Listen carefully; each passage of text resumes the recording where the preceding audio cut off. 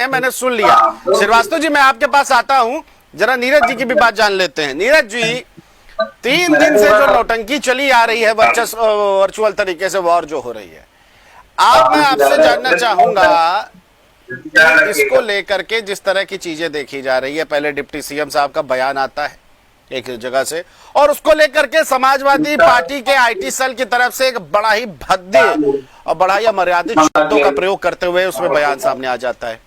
उसके बाद दोनों के बीच जुबानी जंग शुरू हो जाती है। हालांकि अखिलेश यादव के बीच जब जुबानी जंग शुरू होती है तो भाषा शैली अखिलेश यादव की भी ठीक है और उस दौरान डिप्टी सीएम साहब की भी ठीक है। तो मैं आपसे ये जानना चाह रहा हूं कि अब चीजें सामने आ गई, योगी जी भी आ गए, योगी जी के भी जवाब में साधुवाद करते हुए उन्होंने सीधे कह दिया जो प्रवचन दे रहा पहले वो खुद पे करे।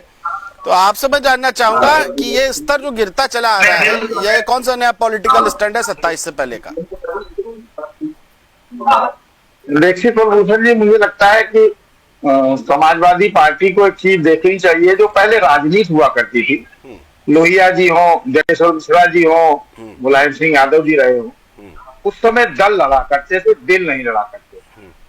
अब दिल से लड़ी जा रही है। दूसरी बड़ी बात, समाजवादी पार्टी समाजवाद की बात भूल गई, जनता से जुड़े मुद्दों को भूल गई और एक नए विवाद में एक बयान जो मुख्यमंत्री डिप्टी सीएम के खिलाफ दिया, मुझे लगता है सोशल मीडिया ने उनकी निहायत गंदा है, अत्यंत निंदनीय है।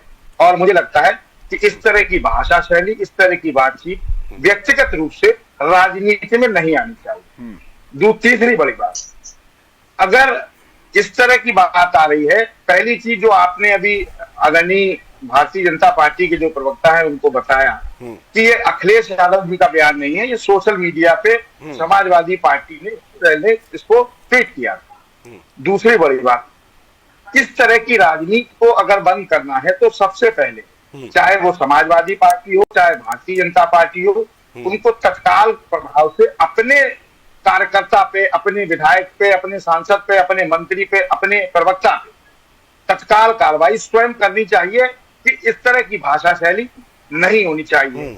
और कार्रवाई अगर राजनीतिक दल अपने स्तर से कर देगा तो मुझे लगता है कि इसको आगे बढ़ ही नहीं पाएगा कोई भी विवाद। और अगर कोई राजनीतिक दल इस पे कार्रवाई नहीं करता है तो निश्चित रूप से उसको मौन सहमति के रूप में देश की जनता, क्योंकि पढ़ी लिखी समझदार है, जानती है और समझती है। तीसरी बड़ी बात, अगर राजनीति स्वस्थ राजनीति और साफ स्वच्छ राजनीति करनी है तो मुझे लगता है कि इस तरह के शब्दों पर तत्काल रोक लगा देनी चाहिए। रही चौथी बात की, जो भारतीय जनता पार्टी स्वच्छता और ज्ञान का पाठ समाजवादी पार्टी को पढ़ाना चाह रही है, मुझे लगता है कि वो ज्ञान का पाठ और स्वच्छता का पाठ भारतीय जनता पार्टी को अपने मंत्रियों को भी पढ़ाना चाहिए।